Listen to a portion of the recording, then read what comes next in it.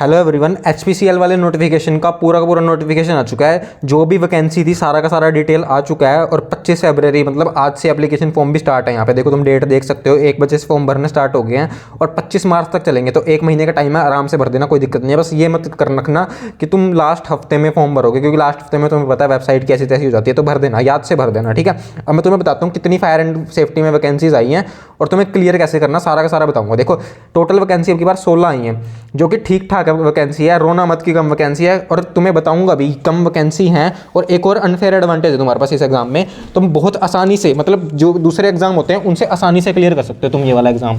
तो तुम्हें बताता हूँ, पहले पूरा का पूरा ये देख लो नोटिफिकेशन कैसा है।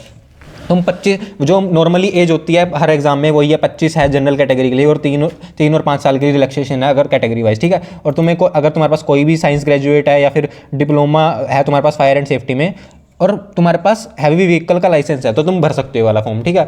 कोई दिक्कत वाली बात नहीं है, तुम आसानी से सिलेक्ट हो सकते हो इस वाले एग्जाम में। 30,000 से लेके 1,20,000 तक की तुम्हारी बेसिक पे होगी, जो कि तुम्हारा 11 लाख रुपए का सीटीसी बनेगा टोटल। और 11 लाख स्टार्टिंग में बहुत सही है भाई, क्योंकि अभी तुम्हारा 8 पे कमीशन भी आ जाएगा उस टाइम में। तो 8 पे कमीशन के बाद सीधा ही तुम्हारी 15 लाख रुपए के आसपास सैलरी कंफर्म समझो, ठीक है। तो बहुत सही वैकेंसी है। और तुम्हें पूरा सिलेक्शन मेथड बता देता हूँ कि तुम्हें सिलेक्ट कैसे होना है। शॉर्ट लिस्टिंग का तुम्हें मेथड बता रखा है इन्होंने कि तुम्हारा सबसे पहले एक सीबीटी टेस्ट होगा, उसके बाद एक ग्रुप टेस्ट और पर्सनल इंटरव्यू होता है नॉर्मली, जो इनके प्रीवियस रिकॉर्ड रहे हैं। वैसे तो देखो 3-4 तुम्हारे प्रोसीजर लिख रखे हैं इसमें, लेकिन जो मैं तुम्हें बता रहा हूँ जो होगा क्या, सीबीटी होगा, उसके बाद तुम्हारा एक ग्रुप टास्क होगा नॉर्मल सा, उसके बाद एक तुम्हारा इंटरव्यू होगा। बहुत आसान है। जितने बच्चे इनको वैकेंसी चाहिए, जैसे ज़्यादातर रिफाइनरीज में क्या होता है 1:5 या 1:8 की रेशियो में ये बुलाते हैं बच्चों को इंटरव्यू के। लेकिन एचपीसीएल में ज़्यादातर क्या होता है कि ज़्यादातर बच्चे क्वालिफाई ही नहीं कर पाते, और बच्चे क्वालिफाई नहीं कर पाएंगे तो बहुत कम बच्चे आते हैं, पहुंच पाते हैं इंटरव्यू तक। तो तुम्हारे चांसेस ज़्यादा होते हैं, अगर तुम सीबीटी क्लियर कर देते हो तुम्हारे बहुत ज़्यादा चांसेस हो जाते हैं सिलेक्ट होने के, ठीक है। पहले ये क्या करते थे, जो मतलब पिछले साल इन्होंने एग्जाम लिया था उसमें 85 नंबर के टेक्निकल क्वेश्चन आए थे और 85 के नॉन टेक्निकल आए थे। अब की बार इन्होंने क्वेश्चंस तो नहीं लिख रखे कि कितने नंबर के कौन से आएंगे, लेकिन अगर तुम अंदाजा लगा के चलो तो 50-50 का रेशियो ही होगा अब की बार भी। लेकिन सबसे मेन कैच ये है कि इसमें ना टेक्निकल क्वेश्चन तुम्हारे 50% क्वेश्चन आएंगे, जिसमें तुम्हारा 50% नंबर आने ही जरूरी है। मतलब तुम अगर तुम्हारे 50% क्वेश्चन सही होंगे तभी तुम सिलेक्ट हो पाओगे। और पिछली बार नेगेटिव मार्किंग भी थी, मतलब जैसे पिछली बार क्या था कि 85 क्वेश्चन आए थे तुम्हारे टेक्निकल और 85 नॉन टेक्निकल। तो 85 में तो एक इसमें लिमिट लगा रखी थी, 85 में से 43 नंबर तुम्हारे टेक्निकल के सही होने ही चाहिए। अगर वो सही नहीं हुए तो तुम चाहे जितना मर्जी स्कोर कर लो नॉन टेक्निकल में, तुम्हारा पेपर ही चेक नहीं होगा, तुम अगले राउंड के लिए कट ऑफ छोड़ो, तुम क्वालिफाई भी नहीं कर पाओगे। तो टेक्निकल जरूर ध्यान से याद रखना कि तुम्हारी टेक्निकल की तैयारी बहुत परफेक्ट होनी चाहिए। और परफेक्ट होगी कैसे, डिस्क्रिप्शन में और पिन कमेंट में तुम्हें एक लिंक मिलेगी, ठीक है। उस लिंक से तुम इस वाली पीडीएफ पे आ जाओगे।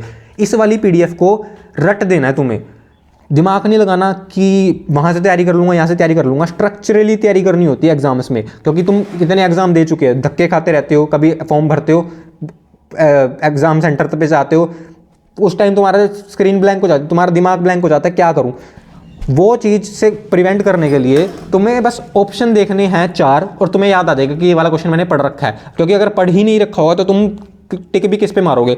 तो अगर तुम ये वाली पीडीएफ पूरी की पूरी रट के चले गए, रटना है यार, क्योंकि अब तुम बेसिक से क्लियर करना शुरू करोगे। इतना तो मैं एक्सपेक्ट कर रहा हूँ कि तुम्हें थोड़ा बहुत बेसिक आता होगा, और बिल्कुल बेसिक से क्लियर करना शुरू हो गए बहुत टाइम वेस्ट हो जाएगा तुम्हारा, क्योंकि तुम्हें नॉन टेक भी पढ़ना है। टेक्निकल की जितना तुम 80-20 प्रिंसिपल पे भरोसा रखा करो, 80% तुमने टेक्निकल कवर कर दिया ना, तुम्हारे 43 नंबर तो आने ही आने हैं, चाहे जितना मर्जी जोर लगा लो, जितना मर्जी मुश्किल पेपर आ जाए।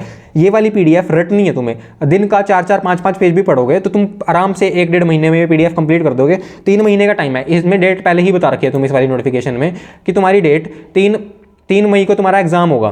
तो एग्जाम की डेट पहले ही बता दी है कि 3 मई को पेपर होगा, तो तुम्हारे पास क्लियरली पता है कि तुम्हारे पास 3 महीने ही हैं।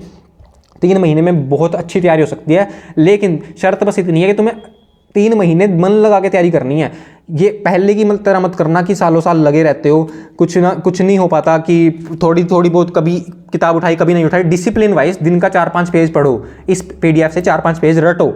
रटने से हुआ, क्योंकि जब तुम स्क्रीन देखते हो तुम्हें एमसीक्यू अगर तुमने कहीं ना कहीं पढ़ा होता है ना तो तुम्हें याद आ जाता है। अगर तुमने पढ़ा ही नहीं होगा तो तुम्हारा दिमाग ब्लैंक होगा और तुम तुक्के मार के आओगे, तो नेगेटिव मार्किंग में नहीं चलते तुक्के भाई, ये चीज़ ध्यान रखना।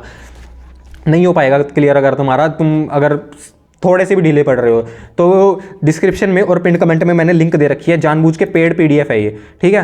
पेड पीडीएफ इसीलिए रख रखी है क्योंकि 1500 रुपये का फॉर्म भी भरोगे, 500-600 रुपये के तुम ट्रैवल भी करोगे और खाली हाथ आओगे, कुछ फायदा नहीं है। 3 महीने है, नौकरी ले लो एक बारी, उसके बाद जो मन में आए वो करते रहना। 3 महीने में अच्छे से तैयारी करके अगर तुम पेपर का फॉर्म भर रहे हो ना, तो ये बात ध्यान रखना, तुम्हें तैयारी जरूर करनी है, क्योंकि फिर नहीं तो फॉर्म भी मत भरो, फिर उसका कुछ फायदा नहीं है। तुम अपने पैसे ही वेस्ट करोगे, अपना टाइम वेस्ट करोगे, उतनी एनर्जी कहीं और लगा लो, इससे बढ़िया।